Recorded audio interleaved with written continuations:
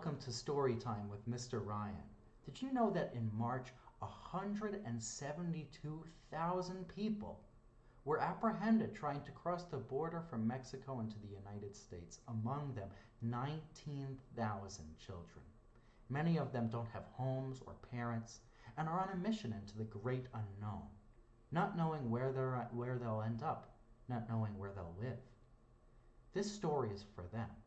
This story causes you to think about the nature of borders, about limits, about where we can and can't go, and about immigration.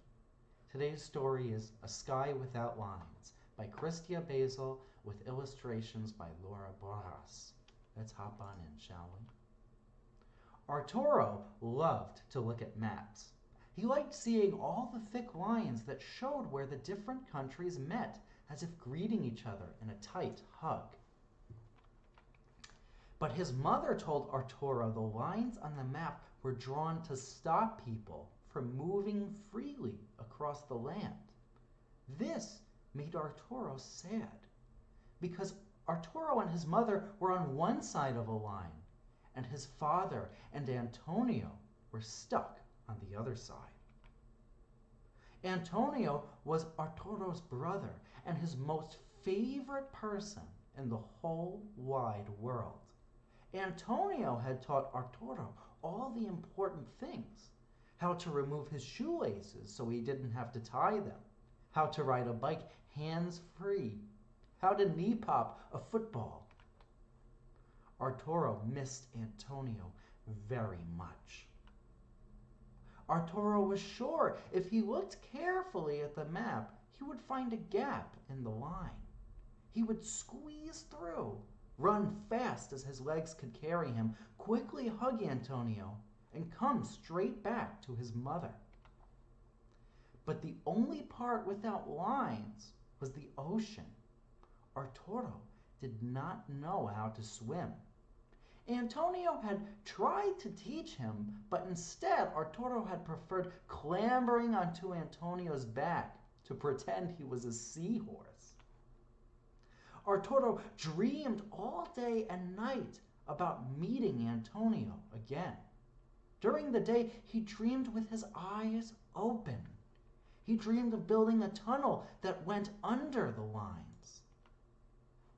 But he worried he might lose his way before he reached the patch of dirt that his mother had swept with a broom every single day so he and Antonio could play on it. Surrounded by frangipani bushes with a small adobe house in the middle, it had been their home. Sometimes he dreamed of building a bridge over the lines.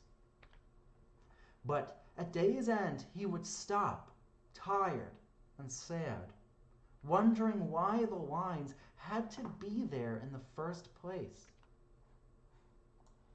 Sometimes Arturo dreamed when his eyes closed in sleep. In these dreams, he and Antonio met in the sky. They flew up, up, up into space and landed on the moon. There they played football and picnicked. Their faces gleamed with smiles, sweat, and the sticky sweetness of warm churros.